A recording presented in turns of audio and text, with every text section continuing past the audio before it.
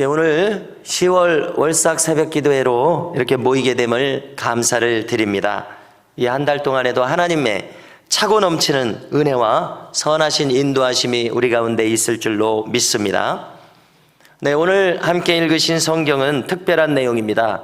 지금까지 이제 10계명을 알려주시고 그 다음 내용들은 이제 세세한 법 규정들을 기술했었습니다. 10계명을 이야기하셨고 10계명의 강론 서술이 어느 만큼 끝난 것입니다. 그런데 이제는 오늘 본문에서 가나안 땅에 들어가서 너희는 어떻게 하라는 명령을 주시는 대목입니다. 먼저 하나님께서는 특별한 내용이 나오는데요, 하나님의 사자를 너희들 앞서서 보내겠다 이렇게 말씀하십니다.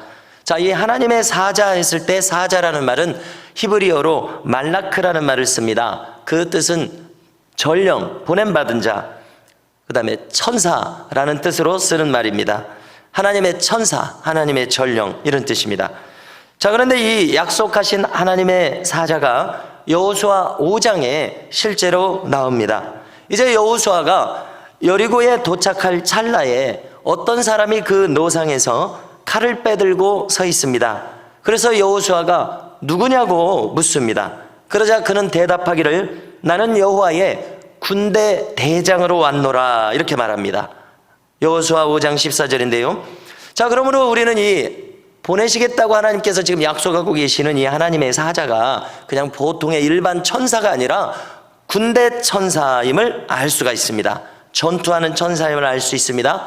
성경은 전투하는 천사가 있다고 이야기합니다. 우리가 다니엘서 10장에서 그것을 확인하는데요, 다니엘이 이제 고레스 왕 3년에 새1의 금식을 시작합니다. 21일짜리 금식을 시작하는데요, 이때 시작하자마자 가브리엘 천사가 하나님의 응답을 가지고 내려왔다고 이야기합니다. 첫날 바로 응답을 가지고 내려왔는데, 그런데 바사국 군주가 막아섭니다. 이 말은 무슨 뜻이냐면은 지금 영계에서 일어나는 일 아닙니까? 바사국 군주라고 하는 것은 페르시아 왕국을 관할하는 마귀 대장이 있었다는 것입니다. 페르시아 어떤 나라를 관할하는 마귀의 지휘관이 있는 것을 알 수가 있습니다. 응용하면 우리 대한민국을 관할하는 마귀의 지휘관이 있는 것을 알 수가 있는 것이죠. 국가 단위를 관할하는 겁니다. 그런데 이 마귀의 지휘관이 무려 21일 동안이나 가브리엘 천사를 막았던 것입니다. 그러자 이제 미가엘 군대 천사장이 와서 싸워서 물리칩니다. 부연 설명하기를 가장 높은 천사장이다 이렇게 이야기를 합니다. 이 미가엘 군대 천사장이 물리칩니다. 이처럼 우리가 지금 눈에 보이지 않는 영계에서는 마귀와 천사의 치열한 전투가 벌어지고 있는 것을 우리는 알아야 됩니다. 보이지 않는다고 해서 이 세계가 없는 것이 아님을 우리는 알아야 되는데요, 그래서 오늘 말씀 20절을 보니까 하나님께서는 이 이스라엘 백성들에 앞서서 가나안 땅에 하나님의 사자를 먼저 보내시겠다고 하신 겁니다. 그렇게 하시는 이유는 그들을 보호하시고 그들을 위해서 예비하신 곳에 이르게 하시려는 뜻이 여기 있습니다. 그래서 하나님께서 당부하시기를 그의 목소리를 청종해라, 그를 노엽게 하지 말아라, 그를 불순종하지 말라 이런 이야기입니다. 왜냐하면 그 천사는 곧 하나님을 대신하고 있기 때문에, 나를 대신하고 있기 때문이라고 이야기하십니다. 이스라엘 백성들을 가나안 땅으로 지금 인도하시는 또 다른 목적이 있습니다. 첫 번째 목적은 이 히브리 민족을 그곳에서 살게 하시려는 목적이 첫 번째 목적이고요, 두 번째 목적은 지금 그곳에 살고 있는 7 족속이 있습니다. 23절을 보니까 가나안 땅의 7 족속들을 정복하라 이렇게 이야기합니다. 정복하는 목적은 그들을 심판하는 것입니다. 이 7 족속은 아모리, 헷, 브리스, 가나안, 히위, 여부스 이렇게 되어 있어서 본문에는 지금 기르가스 족속이 빠져 있는데요, 창세기 15장 16절을 보면은요, 읽어드립니다. 내 자손은 아브라함에게 이야기하는 겁니다. 4대 만에 이 땅으로 돌아오리니 이는 아모리 족속의 죄악이 아직 가득 차지 아니함이니라. 무슨 뜻입니까? 아모리 족속의 죄악이 가득 차면 너의 후손들을 이 땅에 들어오게 해서 아모리 족속의 죄악에 대해서 심판하시겠다 이런 뜻이 되는 것입니다. 노아의 홍수 심판처럼, 소돔과 고모라의 유황불 심판처럼 가나안 7 족속의 죄가 관영함으로 그것이 가득 차서 호소함으로 하나님께서는 그들을, 이 이스라엘 백성들을 들이셔서 심판하시는 것입니다. 자, 그들이 가나안 땅에 들어가면 할 일이 있는데 그것은 24절에 있습니다. 그 가나안 땅의 토착 신들에게 경배하지 말고 섬기지 말라고 하십니다. 그 민족들이 하는 행위를 따라서 하지 말라고 하십니다. 그들의 우상들을 파괴하라고 하십니다. 그리고 여호와 하나님을 섬겨야 한다고 말씀하십니다. 자, 그러면 조건부로 축복이 임합니다. 만일 그들이 여호와 하나님을 섬기면 여호와께서는 그들에게 양식과 물을 주십니다. 그들에게서 질병을 제하여 주시겠다고 약속하십니다.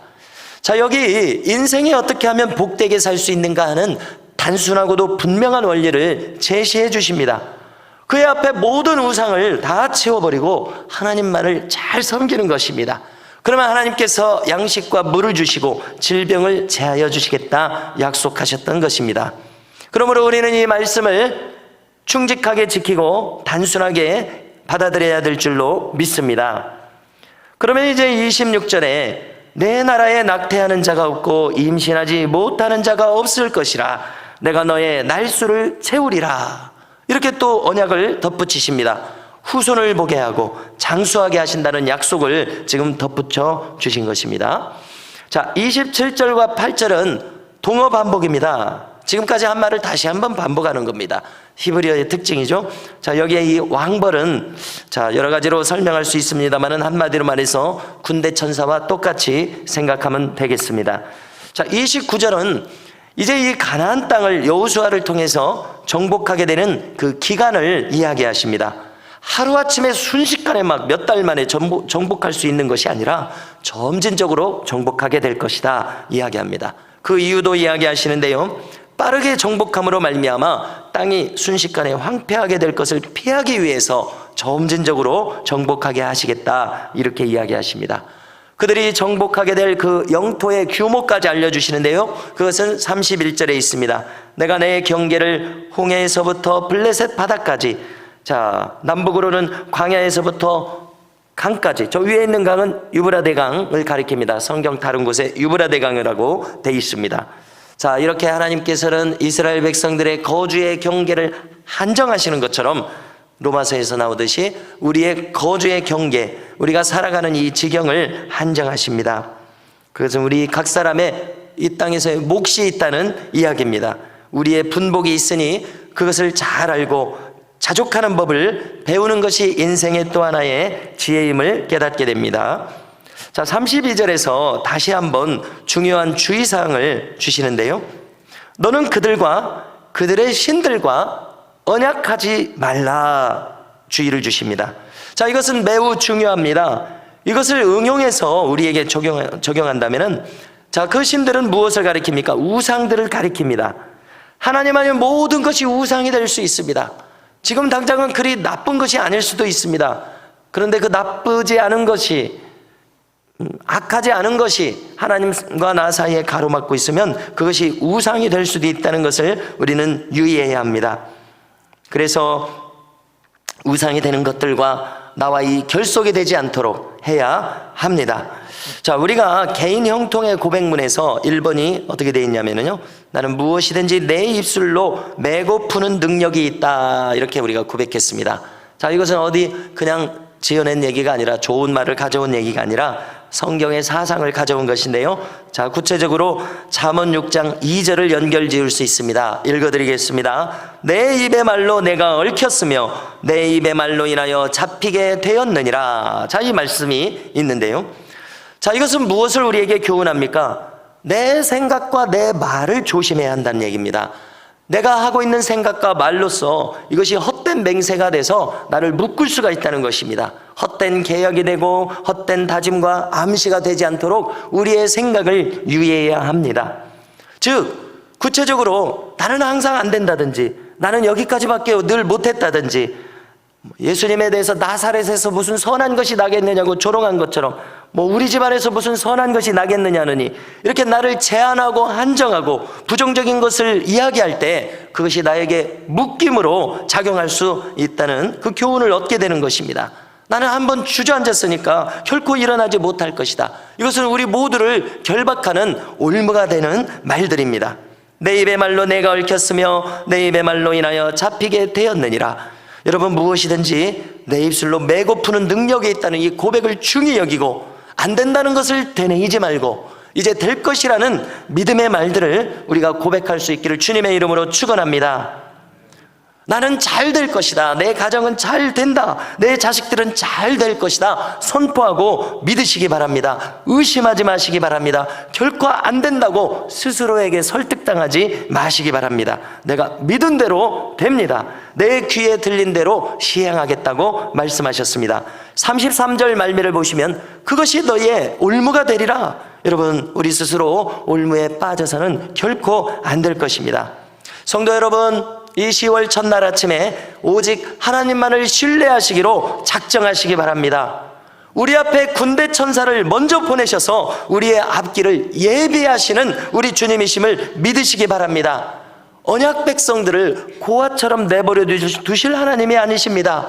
혹 어떤 굴곡이나 잠시 주춤거리는 것이 우리의 인생 가운데 찾아올지 모르겠습니다.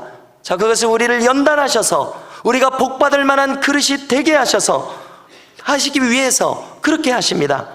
그러나 결국은 하나님께서 군대 천사로 우리에 앞서서 우리를 보호하시며 형통케 하셔서 최후 승리에 이르게 하실 것을 우리 모두는 믿어야 되겠습니다.